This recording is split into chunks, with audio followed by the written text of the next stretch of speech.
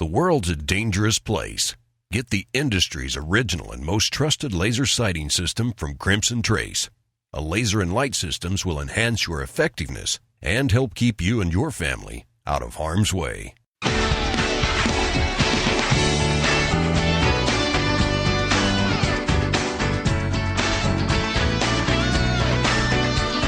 Welcome back to another hour of Tom Gresham's Gun Talk. Now broadcasting on over 200 great radio stations across America. The #1 national voice in defense of your Second Amendment rights. To be on the air with Tom, call us now. 866-825-5486 or 1-TOM-TALK-GUN. Now, here's Tom Gresham. All righty, let's do some more of this stuff. It's called Gun Talk because we talk about guns. You may have figured that one out by now. I'm Tom Gresham. If you'd like to join us, there are many ways. The best way, of course, is just to call us on the air, 866-TALK-GUN, or if you prefer, just dial 1 and then Tom Talk Gun. That'll get you in here. Email tom@guntalk.com. Over on Twitter, I am @GunTalk. And, of course, you can join our massive Facebook page. You can go over to Gun Talk Media on Facebook. By the way, if you don't have your Gun Dealio app on your smartphone yet, holy cow, are you missing out? Good deals all the time. We're sending out alerts when we find special deals. It's a great way for you to save money, frankly. I mean, that's pretty much the deal. And it's not just a listing of deals. We're sending out alerts. We're sending out... when you go into stores, you may get, not always, but you may get an alert that says, hey, since you're in the store, here's a special deal for you. Well, if you don't have the app, you don't get the deal. Gun Dealio, Gundealio, like, what's the dealio? So it's free, by the way, on iPhone or Android platforms. You go to gundealio.com and it'll have the links and you can pick it up, or you go to the App Store or Google Play, and you can pick it up there. But it's free. Just put it on your smartphone and, hey, start saving money.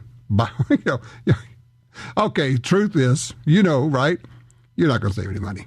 You're just going to buy more stuff for the same amount of money because that's what we do, because we're gun geeks. There you go. You have heard me many times talk about competitive shooters. And I say, look, just show up somewhere. If you're thinking about trying action pistol shooting, or you're thinking about trying 3-gun, you've never been to one, just show up.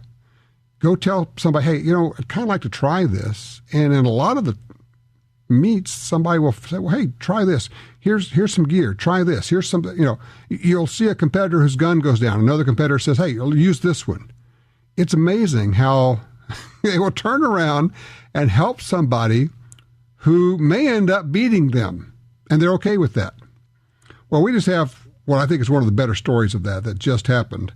It's an amazing story. The Palma match is a big rifle match. It's held at Camp Perry, Ohio. This is an old match, goes back to 1876, I believe it is, shooting rifles at 800, 900, and 1,000 yards with iron sights, primarily 308. And people come from all over the world. Well, the South Africans were coming in, and they had a problem. Joining me to talk about this and how it all developed and what happened with it, Geoff Esterline from Brownells. Hey, Geoff, how are you? Real good, Tom. Thanks for having me today. Absolutely. Great story. So pick it up from there. We've got the South Africans coming in to compete in the Palma match. They're going through customs. They've sent their ammo in, but there is a problem. Well, what had happened was that the U.S. Palma and long-range rifle team members, specifically U.S. Palma team captain Dennis Flaherty and U.S. FTR captain Ray Gross, they reached out to Brownells after the South African team mentioned to them, hey, we're having this problem with customs. We've gotten our ammo seized by the agents there. We're not sure if it was a paperwork problem or if we don't have our T's and crossed and our I's dotted. Is there anything that you can do to try to help alleviate this problem? Because obviously we're traveling to the United States and we want to compete in this prestigious match. So, and the thing is, Geoff, people need to understand that these guys don't shoot ammo you could just go to the store and buy, right? You're exactly right, Tom. And we're talking about really precise measurements and tools here to assemble some of the most accurate ammunition that we can make for our rifles. And they're competing now at 800, 900, and 1,000 yards. So they're really looking to squeeze every ounce of accuracy out of these firearms. Okay, so they're using precision hand loads, but now their ammo that they've carefully loaded, and it matches their rifles exactly, and each rifle has its own special loads. They don't have their ammo anymore, so all of a sudden you get this call. I do. I get this call, and immediately we start scurrying around and thinking, how can we resolve the situation so that these South Africans can compete? And with Brownells and their relationships with the folks over at Reading Reloading, one of the finest reloading manufacturers, we reached out to them to see what they could do to have the two organizations, Brownells and Reading, collaborate to get the gear in the hands of these competitors. So when they arrived in the United States, they could quickly load up some ammunition, do whatever they need to do in practicing, and get onto that firing line and make the competition. And I think, as you know, there's an old adage amongst competitive shooters, Tom, where we would rather lose on the target than at the firing line. And simply put, let's do everything we can to make certain our competition has the tools to compete fairly. Otherwise, it degrades the value of victory. Well, exactly. So, I want you to have the best gear you can have. I'm going to have the best gear I can have. And then we're going to say who's the better shooter. Right.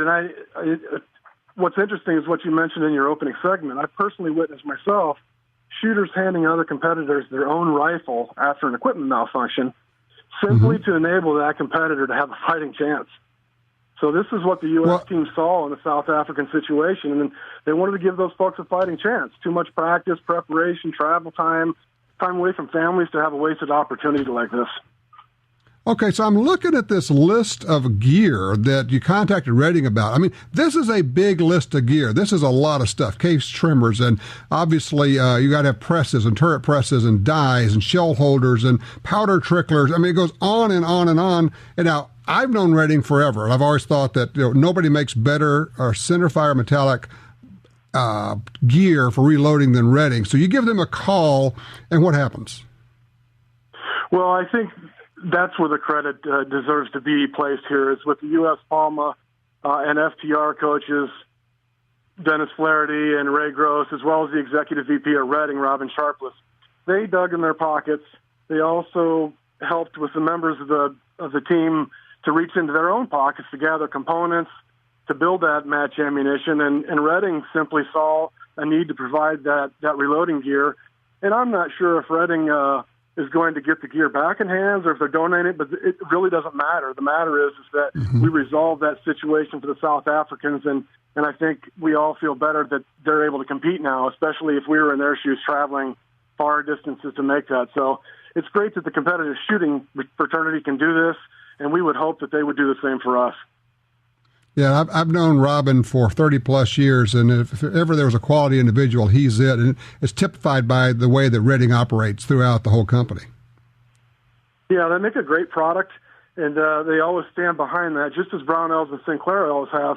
They've got that 100% guarantee to where if you're not happy with the product, just give us a call, and we're going to go ahead and get your money back and get you the right gear in hand for the situation in need. Amazing. Now, the other thing is, we haven't talked about this, is how long did it take them to pull all this together and get it out the door? Well, it's amazing. It happened in seconds flat, and I think that camaraderie within the shooting industry is exemplified here, because once I reached out to Robin at Reading, I don't think it was before the end of the day. They already had the gear assembled, polished up, packaged, and on its way to Ohio to make the matches. So it was really, really a great effort by those folks, and that's where the credit deserves to be placed. It's an amazing story of everybody pulling together, like you say, helping people that, frankly, you don't know, people from another country. They've come here to compete, but you're not going to let some snafu with the bureaucracy here keep them from competing. And it's just, what's interesting about this, Geoff, is how non-extraordinary this is. It's absolutely normal, isn't it? Well, you would think when we're inside the industry, we see this all the time, and we realize that competitive shooting fraternity, we would do these things for each other. And folks from the outside looking in may not seem, it may seem a lot more extraordinary to them, but for us, it's just an act of goodwill that we would expect others to do for us. Yeah, it really is. As they say, what goes around and all the rest of it, but it's also just a measure of the quality of people involved. I wanted to give you a chance to tell the story, and also I just want to give a personal shout out to Redding, to Robin, to Brownells, to you, and all the folks at Palma who pulled this thing together and pulled it off. These guys are going to get here. They're going to be able to compete, and they're going to flop down on the ground in the heat of Camp Perry with everybody else and do it the way it's been done for more than 100 years. Yeah, I feel for them as I sit inside the air conditioning. I'm sure they're sweating it out there on the firing line. But one other thing I wanted to bring to light for you real quick, Tom, is that the situation may not be unique here with the South Africans. We just read early this morning on AccurateShooter.com that there may be an opportunity here where the New Zealand team is experiencing the same challenges importing their gear. So first and foremost, we hope that's not the case. But if it is, hopefully we can easily resolve these challenges with customs so that our competitors and guests of the United States can continue enjoying that quest to be the world's best. So we'll probably reach out to their team tomorrow and see if there's anything we can do to help facilitate the New Zealand team as well and bring that situation to light and hopefully resolve it too. So hopefully we can stay vigilant. Geoff, two things then. One, is there anything that the rest of us can do to help you with that effort? Well, right now, I think that the Brownells team and the U.S. team captains, along with Redding's assistants, probably will have that covered. But we can certainly give you a shout-out, Tom, if there's anything that you or your listeners can do to help the situation out. We'd really appreciate that. You bet. Let me know, and I'll stick it up on Twitter. And if anybody wants to get involved and wants to help, we'll throw it up on Twitter as fast as I know about it. And the second point is, please keep me posted, because it sounds like this may be actually a systemic problem with customs that we need to deal with on the more Washington, D.C. level, if you will, where we get some senators to find out what the heck's going on here and get this fixed. Well, you're right. We hope that's not the case, because the men and women in law enforcement, they put their lives on the line every day, whether it's in a metropolitan area or whether it's on the border, allowing folks to come in and visit. So hopefully, and these laws are changing constantly, so hopefully it's just something where a couple of T's didn't get crossed, a couple of I's didn't get dotted. We can resolve this issue easily and move on towards these rifle competitions. But if not, we'll make it happen. Sounds good. Geoff, thank you so much for everything you've done. Thanks for sharing that story. A big attaboy to everybody involved. Thank you, my friend. All righty. I love that story. Like I say, but that happens all the time. All right, open lines now. Range reports, looking for what you've been shooting, what you think about buying, how can we help you? Let's share some information. 866-TALK-GUN. Get you in here. 866-TALK-GUN.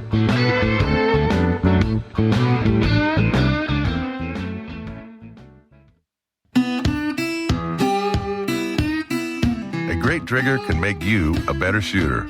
For over 60 years, Timney triggers have been trusted by hunters and shooters everywhere. Timney triggers are proudly made in the USA and come with a lifetime warranty. Installation is easy. Give yourself the Timney Trigger advantage. To see more and order online, go to timneytriggers.com. That's TIMNEY triggers.com. Alien Gear Holsters, the most comfortable concealable holsters on the planet, introduces the CloakTuck 3.0 IWB holster. This all-new concealed carry holster improves the original design with a sturdy spring steel and ballistic nylon core, covered with a soft neoprene backing for ultimate comfort. You have to try this holster to believe it. Get yours now for as low as $43.88 at aliengearholsters.com. Hi, I'm Tom Gresham. For more than 40 years, I've been watching an environmental disaster in my backyard, and it actually impacts all sportsmen in America. I'm talking about the massive loss of land on the Louisiana coastline.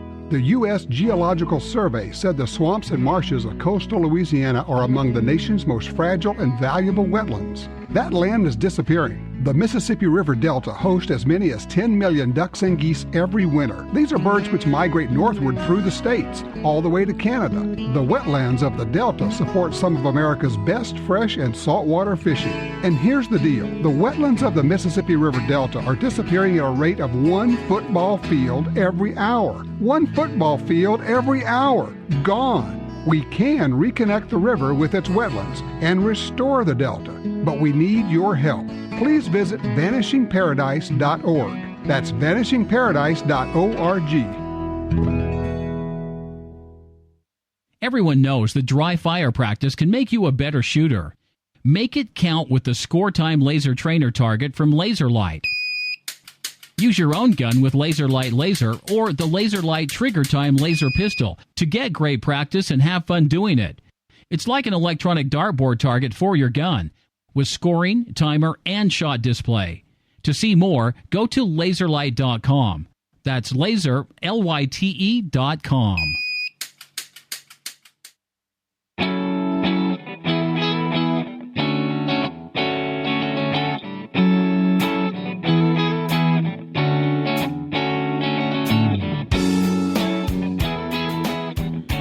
During the break there, we were spending a little time over on the Knife Rights website. It's kniferights.org.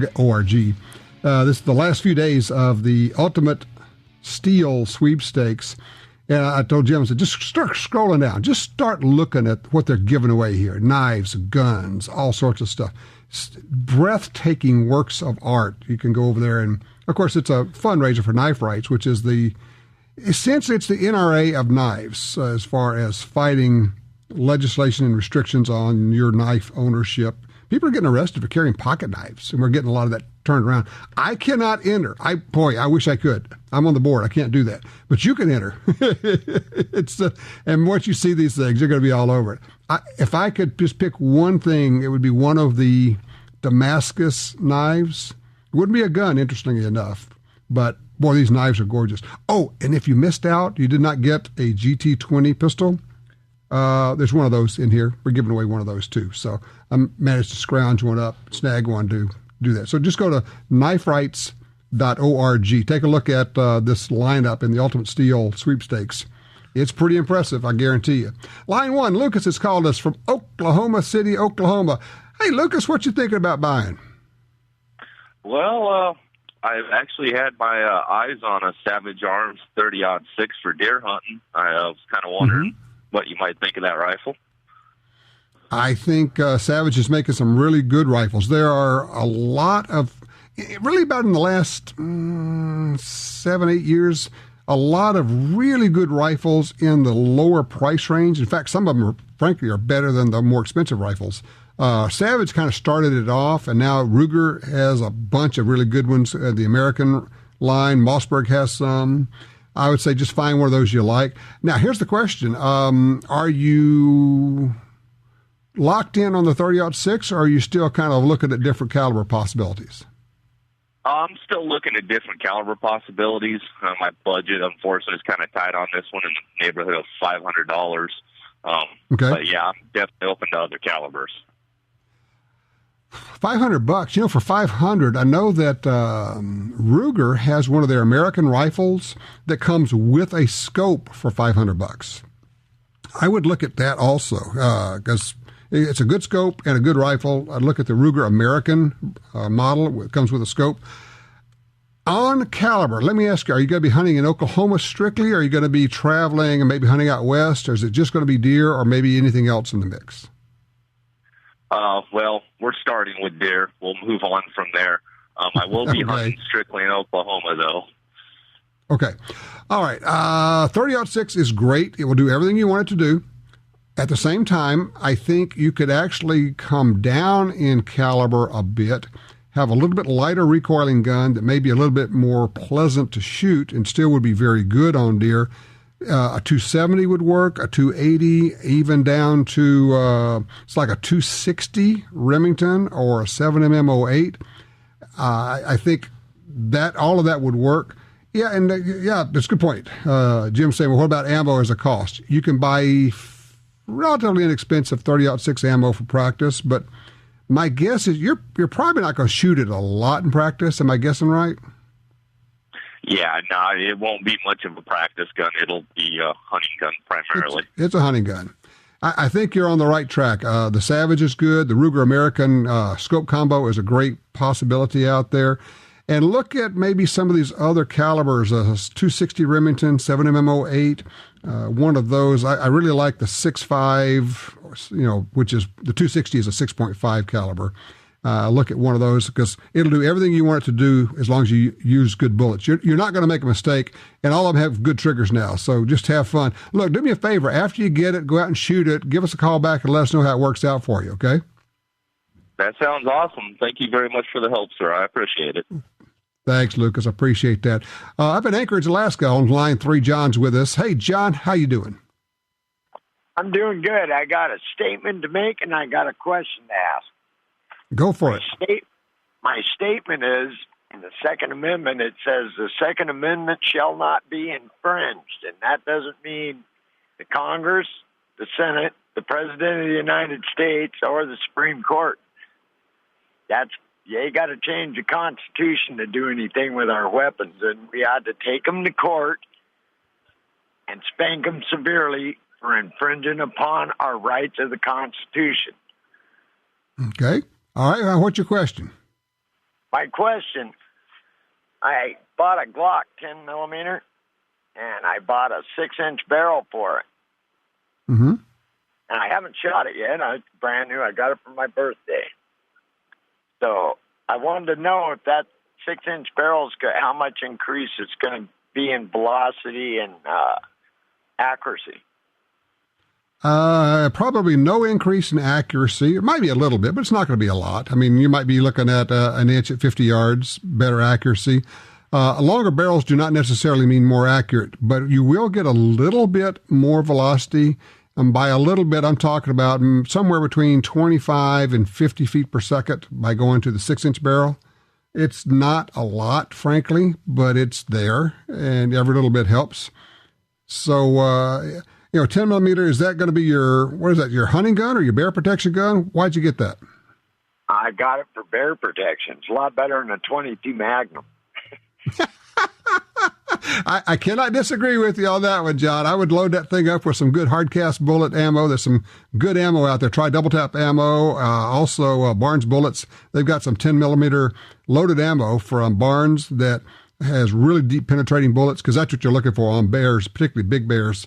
You're looking for that penetration, and that'll work for you. Yeah, boy. And you got to look out for those big old furry things when you walk around fishing or goofing around in Alaska. I always carried a 44 Magnum when I was up there. Spent years up there. All right, 866-TALK-GUN gets you in here. We'll take your range reports, your questions, your comments. If you disagree with me, you want to take me to task, hey, I'll sit aside. I'll let you have the floor for a while. 866-TALK-GUNS. I'm Tom Gresham.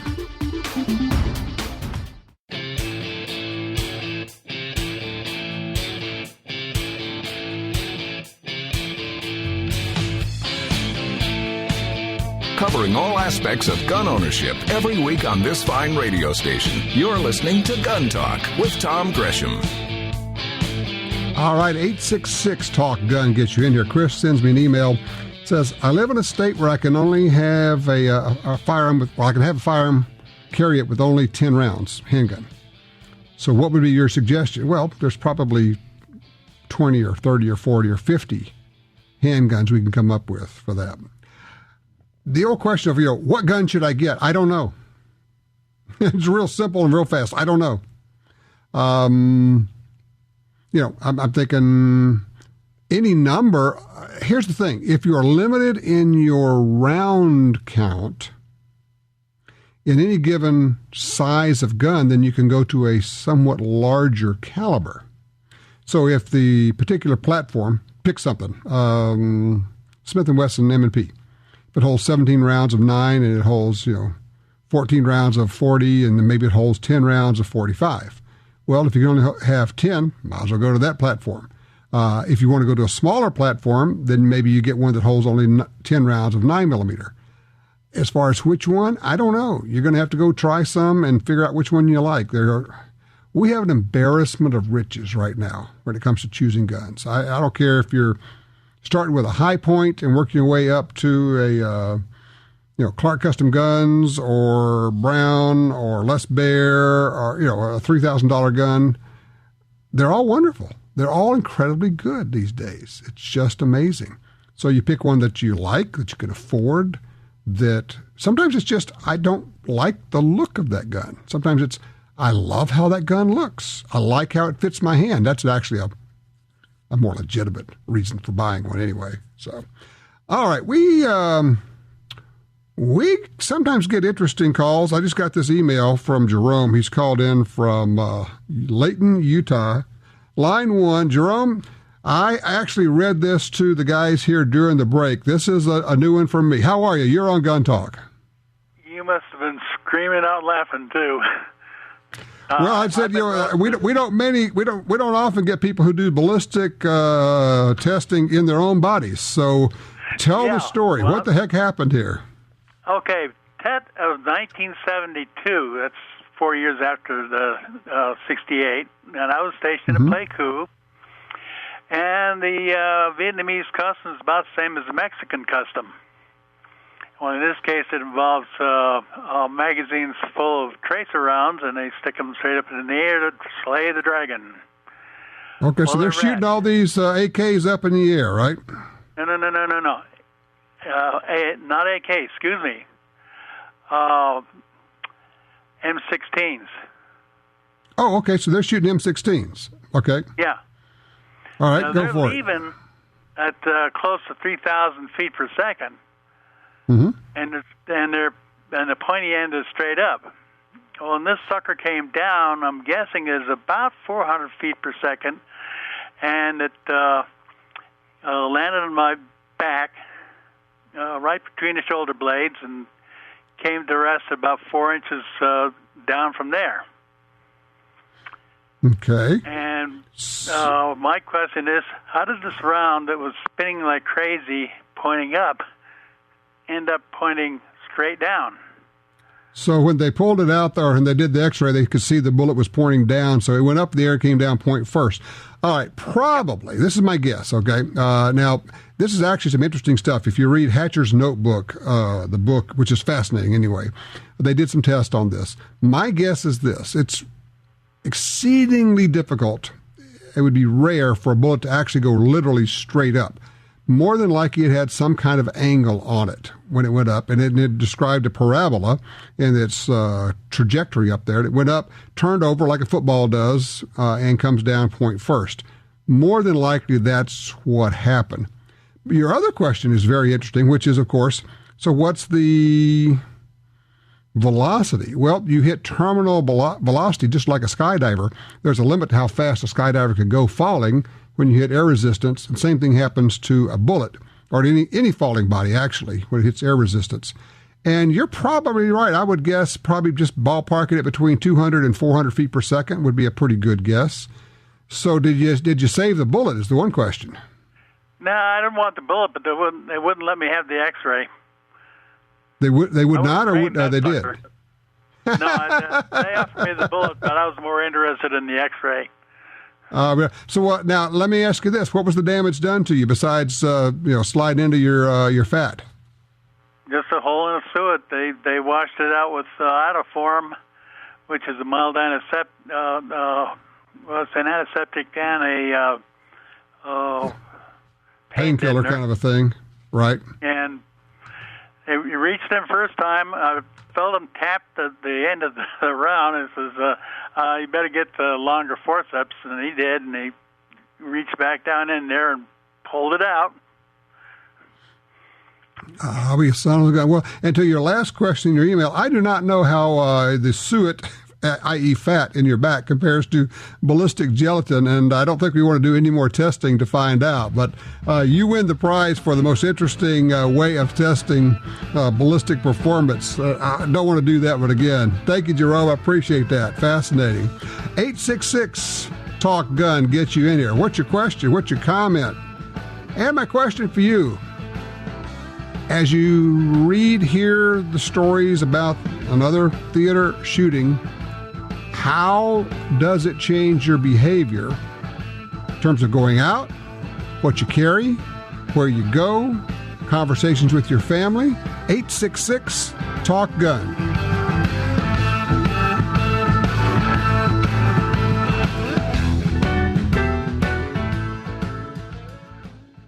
When it's all on the line, you can count on Trijicon Optics. Earning its reputation in combat and on hunts in all corners of the world, Trijicon comes through. The new AccuPower rifle scopes feature battery-powered illuminated reticles, variable power, adjustable brightness, plus they're waterproof. The years of waiting, the dollars spent, your hunt of a lifetime comes down to a single moment. Get Trijicon quality. Trijicon.com. Trijicon.com. You're at a gun store and your phone tells you about hot deals. Want to know about special offers? No problem when you have GunDealio, the free app for your smartphone.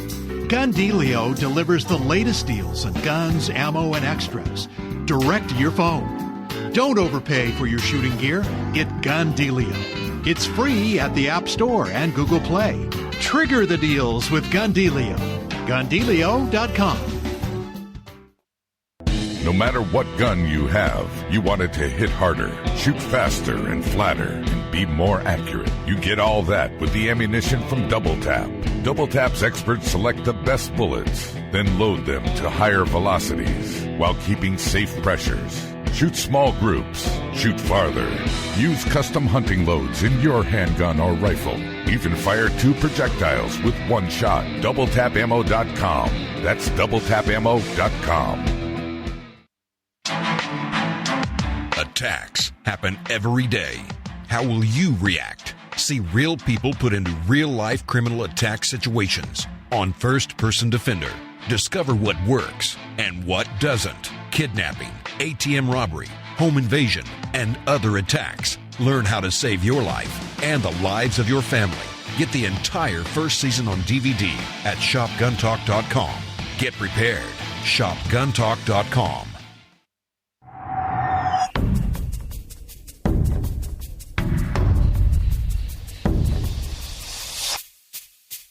The Smith & Wesson Bodyguards. Carry more comfortably, walk more confidently. When it comes to personal protection, nothing beats a Bodyguard. Choose the lightweight, compact, and concealable Bodyguard 380 pistol or the Bodyguard 38 revolver, both with a built-in laser sight. The Smith & Wesson Bodyguards. Carry more comfortably, walk more confidently.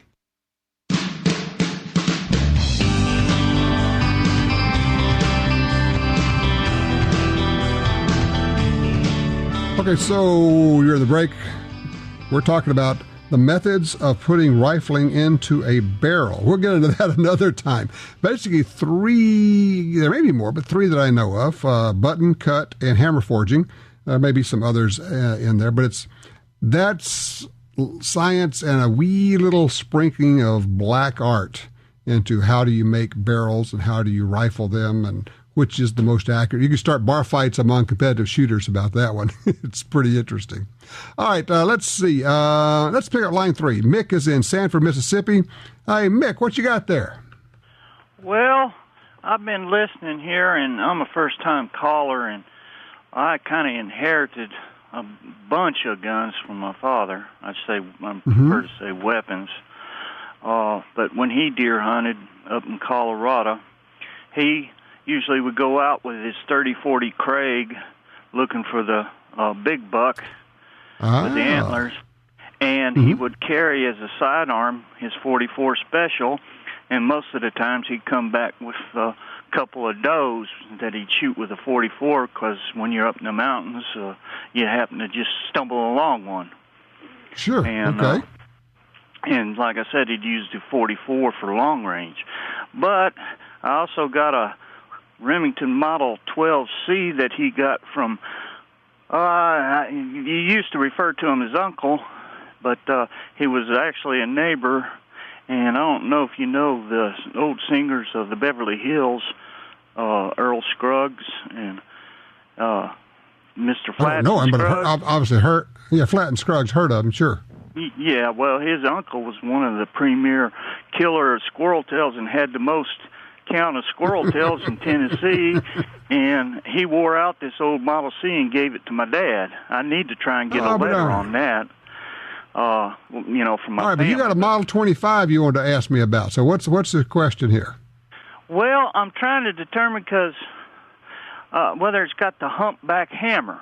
I've seen a lot of advertisements on it, and I told your caller that the frame number Of course, the serial number is stamped several times on the 44, but the frame Well, number has... Okay, let me just stop you, because there's no way, without a picture, there's no way for me to know. I don't know what it came with. I don't know if it's been altered. I don't know what it came with, what guns came with originally. If I had a picture of it, I could identify it. What you're going to have to do is take a picture of it, or maybe go online and just put in a Google search for Smith & Wesson Humpback Hammer, and you'll see pictures of them and compare it with your gun.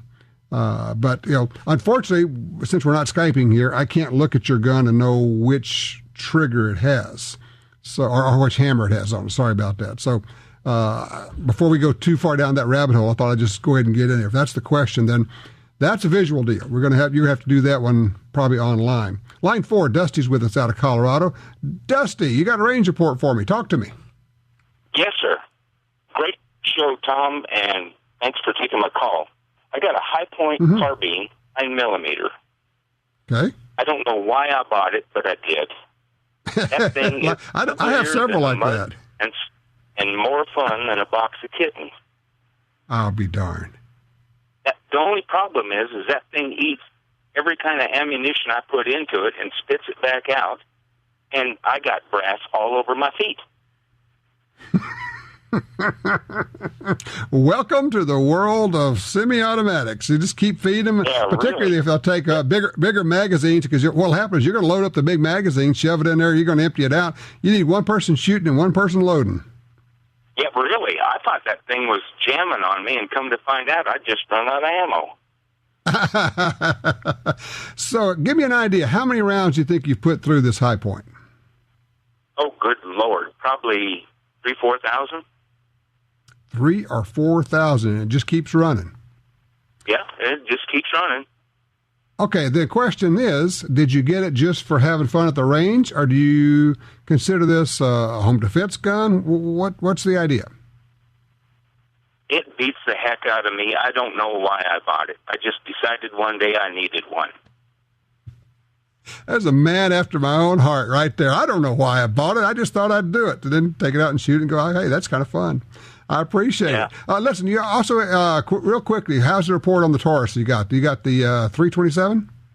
Yeah, that 327, that thing is a sweetheart. I tell you what, I took it out. I started with the 32 H&R Magnums, and then I went to the 327s with it. Mm-hmm. And I decided to shoot it at 100 yards, and I can put 6 out of 6 in a 10-inch plate at 100 yards with that 327, and I'm going, holy smoke, Jack. But I don't do it too often. What's the barrel length on that? 2-inch. Good grief. Well, you're a pretty darn good shot. For those who don't know, we're talking about shooting the Federal 327 Magnum cartridge. And so in that, you can shoot an H&R, a 32 H&R, various 32 cartridges in it. And I know you probably had a long conversation already, Dusty, because that's one of the cartridges that Michelle, our call screener, really likes. I appreciate the range report. I got to keep them moving here, partner. Phil is in Chicago on line 1. Phil, you're up.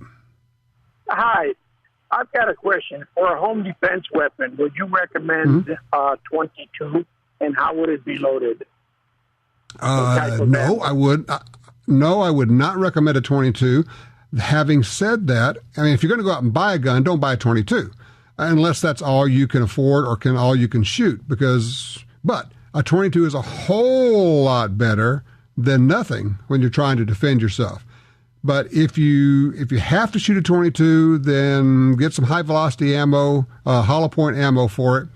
But if you're trying to figure out what gun to buy for home defense, then I would certainly suggest it not be a 22. I think there are better choices, whether you get maybe even, honestly, I got to tell you, even a shotgun, it's really, really hard to improve on a shotgun for a home defense gun. If you're never going to carry it, anything like that, a shotgun loaded with either buckshot or, frankly, I know it always drives people nuts when I say this, birdshot. If you're shooting inside of your typical bedroom, living room distances, birdshot is absolutely lethal, and it's not going to go through a bunch of walls the way buckshot will do. But, yeah, a 22, if that's what you have, use it. It's liable to be effective. But if you're saying, is that as good as anything else? No, it's not. It's just not. So there you go. 866-TALK-GUN. Be right back with more Gun Talk.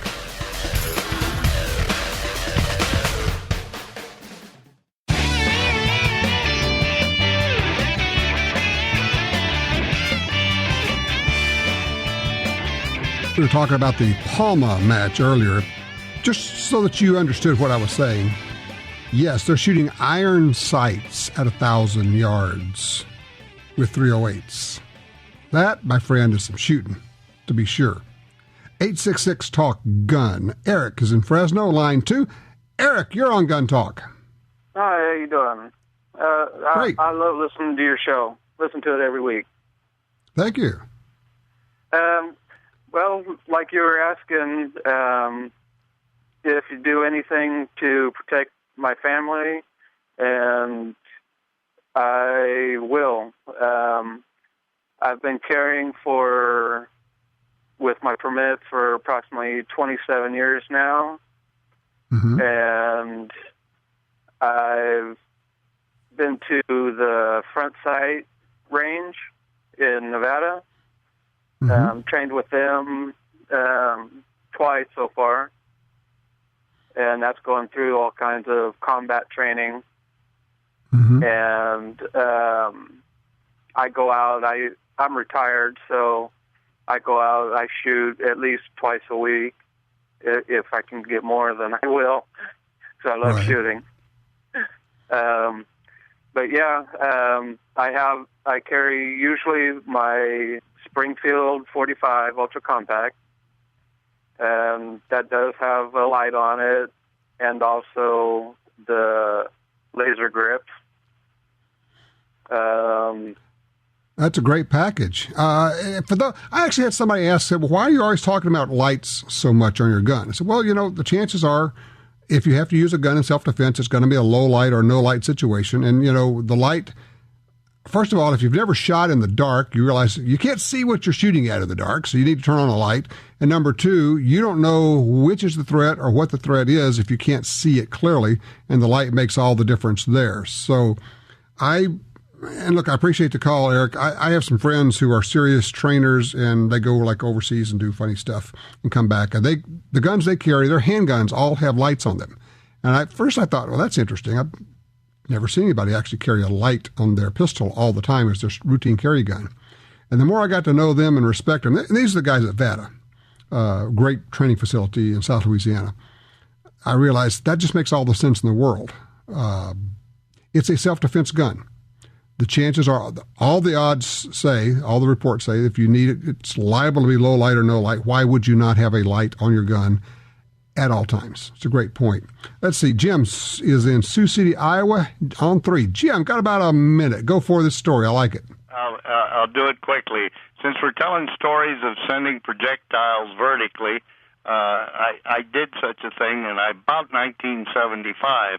Lived in a rural area, a unlighted house back kind of in the brush a little ways, and some kids thought that was a good place to have a beer party, and they got me out of bed, so I had a 7mm Weatherby mag handy, so I stepped out on the deck and I sent one of them in the air, and naturally the kids broke up the party and they left. And a couple of days later, I come up on the deck and I saw this thing protruding from the handrail.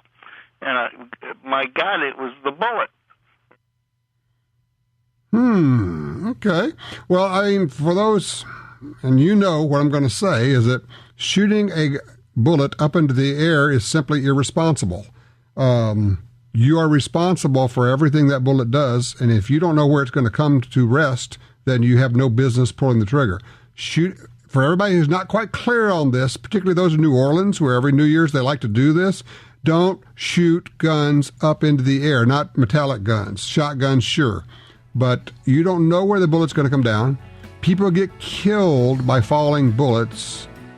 I mean, it's not all that unusual. So please don't do that. All right? All right, 866-TALK-GUN gets you in here. When we come back, we've got another story about gun-free zones and the efforts to close them out, stamp them out, to ban them entirely. Gun-free zones are where people go to get killed. Simple as that. We'll be right back.